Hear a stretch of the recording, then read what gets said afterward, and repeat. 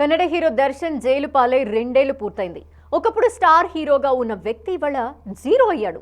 అభిమాని హత్య కేసులో పూర్తిగా ఇరుక్కుపోయి కనీసం బెయిల్పై కూడా బయటికి రాలేని పరిస్థితుల్లో ఉన్నాడు. ఒకప్పుడు బాక్స్ ఆఫీస్ వద్ద రికార్డుల వేట సాగించిన ఈ ఛాలెంజింగ్ స్టార్ ఇవాళ బళ్ళారి సెంట్రల్ జైల్ చీకటి గదుల్లో రిమాండ్ ఖైదీగా కాలం వెళ్లదీయాల్సిన దుస్థితి. అసలేంటి దర్శన్ ప్రాబ్లం?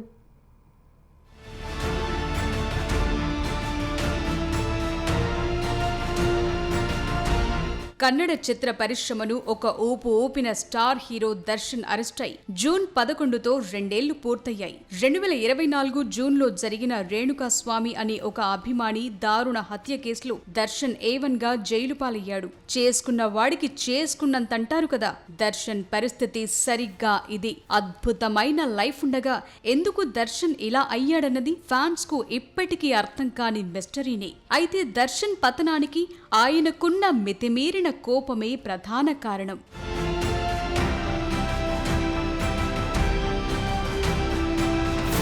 తన స్నేహితురాలు పవిత్ర గౌడకు సోషల్ మీడియాలో అసభ్యకరమైన మెసేజ్లు పంపాడనే కోపంతో రేణుకాస్వామి అనే యువకుణ్ణి కిడ్నాప్ చేయించి బెంగళూరులోని ఒక షెడ్లో 3 రోజుల పాటు చిత్రహింసలు పెట్టి చంపేశారనే బలమైన ఆధారాలను పోలీసులు కోర్టుకు సమర్పించారు. ఒక స్టార్ హీరో చట్టాన్ని చేతుల్లోకి తీసుకుని కిరాతకానికి పాల్పడటాన్ని సమాజం కూడా డైజెస్ట్ చేసుకోలేకపోయింది.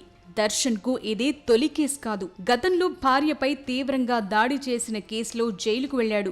2011 సెప్టెంబర్ 9న బెంగళూరులోని విజయనగర్ పోలీసులు దర్శన్ ను తొలిసారి అరెస్టు చేశారు. నాడు దర్శన్ జైలుకు వెళ్లిన టైంలో ఆయన ఫ్యాన్స్ కర్ణాటకలో బస్సులను తగలబెట్టి పోలీస్ స్టేషన్ల ముందు తీవ్ర ఆందోళనలు చేశారు. ఆ తరువాత కన్నడ పరిశ్రమ పెద్దలు జోక్యం చేసుకోవడంతో దర్శన్ భార్య తాను బాత్రూంలో పడిపోవటం వల్లే గాయాలయ్యాయని స్టేట్మెంట్ ఇచ్చింది. చివరకు 2011 అక్టోబర్ 8న కర్ణాటక హైకోర్టు ఆయనకు బెయిల్ మంజూరు చేయడంతో బయటకొచ్చాడు.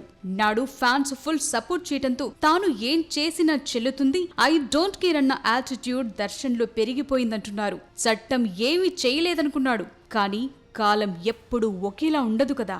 అదే అహంకారం చివరకు ఒక నిండు ప్రాణాన్ని బలి తీసుకునేలా చేసిందన్న అభియోగాలపై జైలు ఊచలు లెక్కించాల్సిన స్థితికి తీసుకెళ్లింది.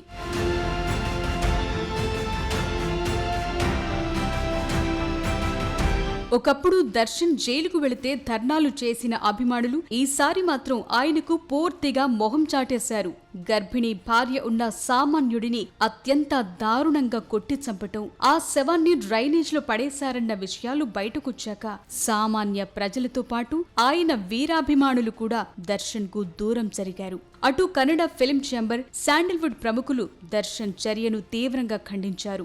మరోవైపు ఇదే కేసులో అరెస్ట్ అయిన దర్శన్ సన్నిహితురాలు పవిత్ర గౌడ జైల్లో తన ఆత్మకథను రాస్తూ ఒంటరి జీవితాన్ని గడుపుతోంది. ఒక చిన్న ఆగ్రహం ఇద్దరి భవిష్యత్తు మొత్తాన్ని అంధకారంలో పడేసింది.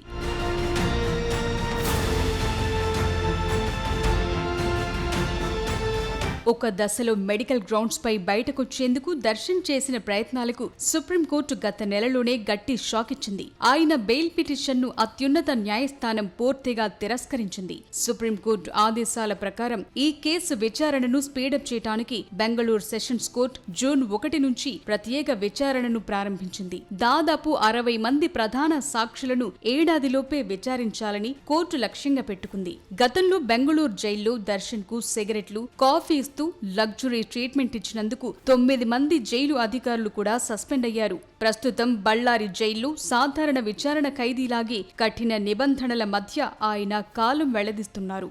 ఓవైపు స్టార్డమ్, కోట్లాది రూపాయల సంపద, లగ్జరీ లైఫ్, ఇవన్నీ దర్శన్ కు దూరమయ్యాయి. ఇప్పుడు తప్పు చేసిన వారు చట్టం నుంచి తప్పించుకోలేరని దర్శన్ ఎపిసోడ్ నిరూపిస్తోంది. చేజేతులా కెరియర్ ను, జీవితాన్ని నష్టం చేసుకున్న ఒక నటుడి ప్రయాణానికి ఈ 2 ఏళ్ల జైలు జీవితమే సజీవ సాక్ష్యం.